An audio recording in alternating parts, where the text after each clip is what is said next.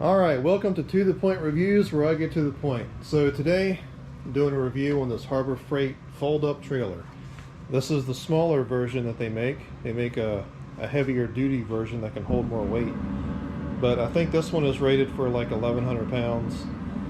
I actually got this thing free from a friend of mine. He called me up, said it was in a shed. He was moving, so I said I'd take it. And I will go ahead and tell you guys now.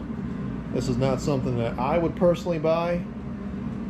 The instructions were absolute garbage, but the pictures is what I went by, and the pictures were pretty decent. So, but as far as them explaining what to do, you might as well just not even bother and just go off the pictures.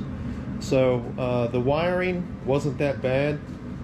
It did take some adjusting to figure out like where I need the wiring loose, like right here. You can see it's sticking out. The reason why is because when you fold this over, which I'll go ahead and do,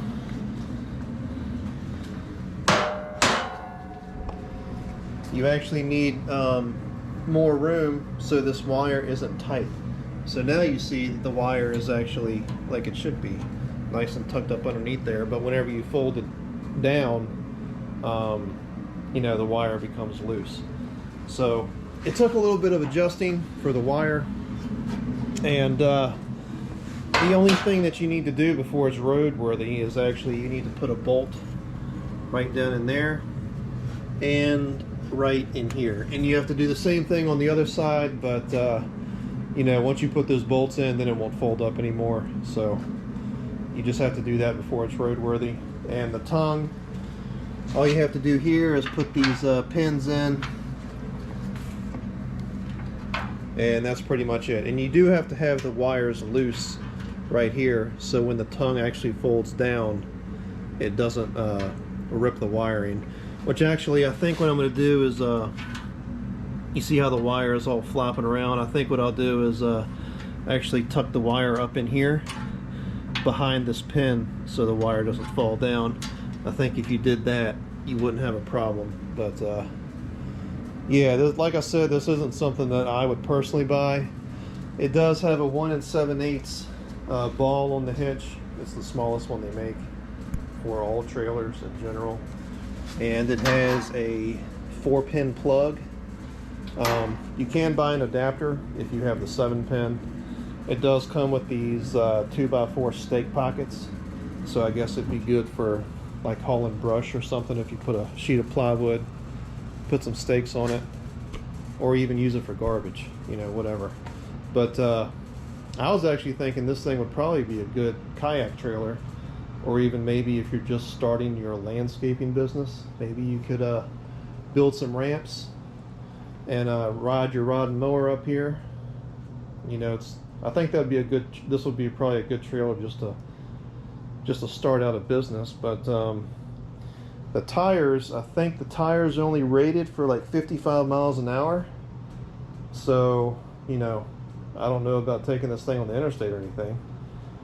Me personally, I wouldn't do it. I actually towed this thing around with my truck, and this thing was making more racket than a dump truck full of metal. I ain't gonna lie. It was making all kinds of racket.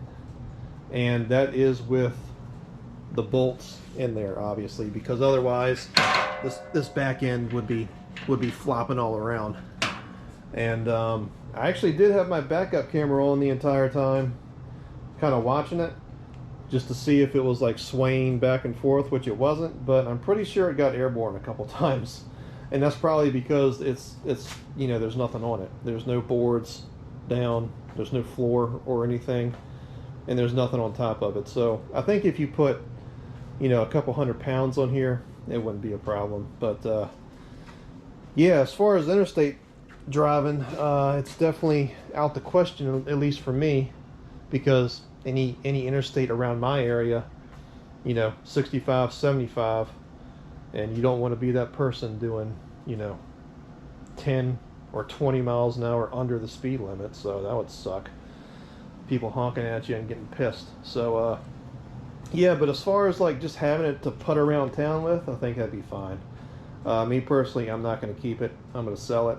it does come with a what is it called? A certificate of origin, and that's what you take to DMV to get it titled and all that kind of mess. But one other problem that I ran into was whenever I did the wiring, the trailer lights, I actually had to grind.